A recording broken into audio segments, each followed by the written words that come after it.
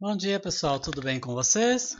Vamos concluir a nossa apostila do sétimo ano. Nós já estudamos um texto chamado Haikai, que é aquele tipo de composição poética formado por 3 versinhos apenas. Agora nós vamos para a leitura 2, que é um texto de um poeta brasileiro chamado Carlos Drummond de Andrade. Além da terra, além do céu. Além da terra, além do céu, no trampolim do sem fim das estrelas, no rastro dos astros, na magnólia das nebulosas, além, muito além do sistema solar, até onde alcançam o pensamento e o coração. Vamos conjugar o verbo fundamental, essencial, o verbo transcendente, acima das gramáticas, e do medo, e da moeda, e da política. O verbo sempre amar, o verbo pluriamar, razão de ser e de viver. Observem que aqui temos um poema com uma certa musicalidade. A questão do poema é justamente esse, de aproximar o texto da música. O que nós temos de diferente entre poema e prosa? A prosa nós já vimos nos contos, que é quando você trabalha o texto em parágrafos. Aqui não, aqui nós temos versinhos. Cada linha desse poema é um verso. Cada grupo de versos se chama estrofe. Então aqui nós temos um único grupo de versos. Portanto, esse poema é composto por uma única estrofe. Cada linha é um poema, cada bloco de versos é uma estrofe. Interpretação do texto. Compreensão. Como uma das características principais dos poemas é a sonoridade, vamos ler em voz alta o poema Além da Terra, Além do Céu. Essa primeira questão aqui é só você ler em voz alta, com entonação, com ritmo, prestar atenção, só isso, só fazer uma leitura do poema. 2. Releia. Além da terra, além do céu, no trampolim do sem fim das estrelas. Observe as palavras destacadas. Elas ajudam a compor uma ideia de lugar, do espaço, de onde acontecem as coisas, daquilo que se fala. Que ideia de lugar esses versos passam para você? As palavras além, além e sem fim, que ideias de lugar essas palavras nos passam, nos transmitem? Releia este verso. Na magnólia das nebulosas. Em seguida, observe as duas imagens abaixo. Aqui temos a flor da magnólia e aqui nós temos uma nebulosa, né? As imagens podem nos ajudar a entender a provável relação que o poeta faz entre as palavras magnólia e nebulosa. Que relação pode ser essa? Analisem só a imagem.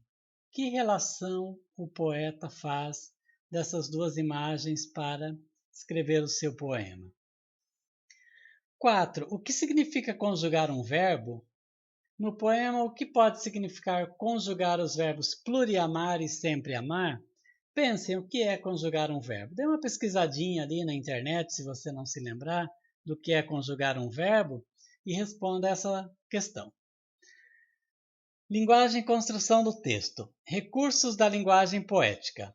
Um poema é feito de versos. Cada linha do poema é um verso. Um conjunto de versos chama-se estrofe, como eu já disse antes.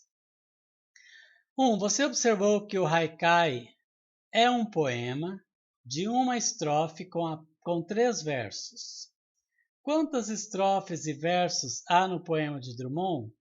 Veja quantas estrofes há e quantos versinhos existem nesse poema do Drummond e coloque aqui. 2. Um dos recursos empregados nos poemas para criar o efeito de sonoridade é o uso de rimas. Em grande parte dos poemas, as rimas ocorrem no final dos versos. No poema Além da Terra, Além do Céu, as rimas ocorrem de forma um pouco diferente. Preste atenção nesse um pouco diferente para responder a letra A e a letra B. Letra A. Transcreva 4 pares de rimas e diga como elas acontecem nesse poema. No início, no meio, no fim de cada verso. Façam a transcrição e digam onde elas acontecem. Rima, lembrando, por exemplo, rua e lua. é uma rima, são palavras que são parecidas na pronúncia. Letra B.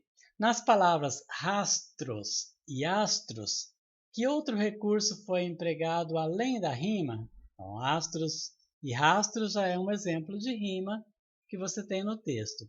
Que outro recurso você acha que foi empregado com a utilização dessas palavras? Além da rima, é claro. 3. Na linguagem poética, há mais liberdade no uso da língua. Em Além da Terra, Além do Céu, o poeta criou palavras sempre amar e pluriamar. Criou porque são palavras que não existem no nosso dicionário, no nosso vocabulário. Então ele inventou essas palavras. Essas palavras não existem no dicionário dessa forma, mas é possível perceber que elas foram criadas a partir de outras já existentes e encontrar o significado das partes que as compõem. Sempre mais amar, pluri mais amar. As palavras criadas para produzir novos sentidos a partir de palavras já existentes na mesma língua ou não, pode ser na língua portuguesa, espanhola, inglesa, não importa, são chamadas de neologismo. Quando você cria palavras a partir de outras, palavras que não existem no dicionário, é o chamado neologismo. São as palavras inventadas, as palavras criadas. Ok? Isso aparece muito em poemas, em textos literários. Você pode encontrar muito isso nos textos literários. Inclusive, quando você produzir um poema, você pode inventar uma palavra também que tenha um significado. Refletindo sobre o significado dessas partes, explica o que podem significar esses neologismos. Se precisar, busque o significado das palavras no dicionário, das partes no dicionário. O que significariam esses neologismos? Sempre amar e pluriamar. Ficou em dúvidas? Procure um dicionário. Descubra o que é pluri, o que é sempre, o que é amar. Amar todo mundo sabe, mas de repente no dicionário você vai descobrir um significado diferente. Então, a partir das partes separadas que compõem as palavras sempre amar e pluriamar, tente definir essas palavras, dê um significado para elas. Você não vai encontrá-las no dicionário, mas elas vão possuir um significado a partir dessa junção de palavras com as quais o poeta formou esse neologismo, essas palavras inventadas. 4. Transcendente quer dizer algo que é superior, que se eleva acima de limites, que está muito além de outras coisas, é algo que transcende, que ultrapassa. Responda, que palavra no verso a seguir tem sentido semelhante a transcendente?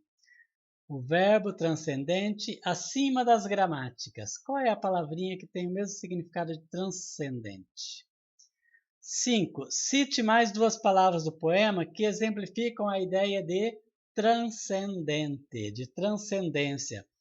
Cite mais duas palavrinhas que têm esse mesmo significado de estar acima, de ser algo superior. 6. Levante hipóteses sobre a provável razão de o poeta dizer que os verbos sempre amar e pluriamar são essenciais e estão acima das gramáticas, do medo, da moeda, etc.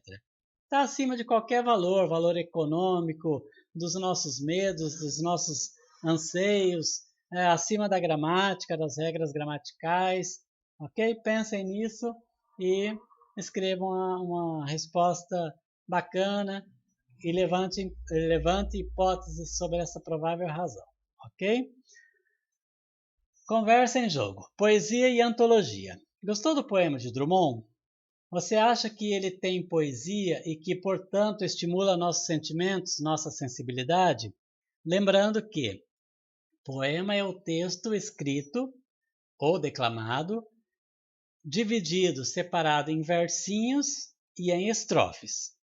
Poesia é aquele tipo de texto, imagem, que traz algum sentimento para nós, que nos traz emoção, ok? Que despertou algum sentimento em nós, é algo que tem poesia.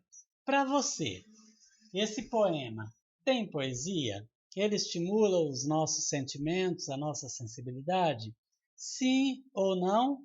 E explique por quê, tá bom? É uma resposta pessoal essa. Compare os poemas Além da Terra, Além do Céu e Haikai. Se você fosse o responsável por organizar uma antologia, o que é uma antologia? Seleção ou coleção de textos ou trechos. Pode ter o formato de um livro. E estivesse faltando só mais um poema, qual dos dois você escolheria para compor seu livro? Explique sua escolha. A antologia é quando você pega um monte de poemas, quer de um mesmo autor, quer de vários autores, e compõe um outro livro. Você está criando uma antologia. Se você estivesse criando uma antologia com 100 poemas, por exemplo, e você já dispunha de 99, qual seria o 100º poema? Você escolheria o Haikai ou você escolheria Além da Terra, Além do Céu? Faça a escolha e explico por quê. Por fim, aqui nessa parte, nós temos hora de organizar o que estudamos. Poema. O que é um poema? É um gênero textual que estrutura a escrita em versos e ou estrofes. Então, todo poema é composto por versos e estrofes. Construção do poema. Versos, estrofes, exploração das palavras como recursos visuais. Por exemplo, o trampolim do sem fim é um recurso visual. Você cria uma imagem, você pode pensar na palavra trampolim, na palavra sem fim e imaginar o que seria, que tipo de imagem seria essa. Então, por isso que você fala de recursos visuais, de imagens e por aí afora. A linguagem. Tem musicalidade, então o poema se aproxima muito da música. Combinações sonoras com as palavras com sons parecidos, as palavras com sons bastante próximos. Ritmo, deve ter um ritmo, uma cadência, como se fosse uma música. E a linguagem figurada. A linguagem figurada é essa que sai do real, é uma linguagem criada, inventada. Da linguagem figurada nós vamos estudar, nós vamos aprofundar ainda os nossos estudos. Intenção: sensibilizar, provocar emoções e sentimentos. Então, geralmente, o poema tem a função de sensibilizar, não tem a função de ensinar, de nos mostrar alguma realidade. Ele tem a função de sensibilizar, de provocar as nossas emoções e os nossos sentimentos. E o leitor, pessoa interessada em textos que despertem a sensibilidade. Então, não é todo mundo que gosta de poemas, mas aquele que se interessa por poema, que gosta de textos que despertam a nossa sensibilidade, são os prováveis leitores de um poema. Essa é a parte do estudo dos textos. Depois eu volto com mais um vídeo aula para vocês estudarem, para vocês compreenderem melhor essa parte da linguagem figurada dos poemas que nós estamos estudando, ok? Na próxima videoaula eu vou tratar desses outros temas, desses outros assuntos. Até mais!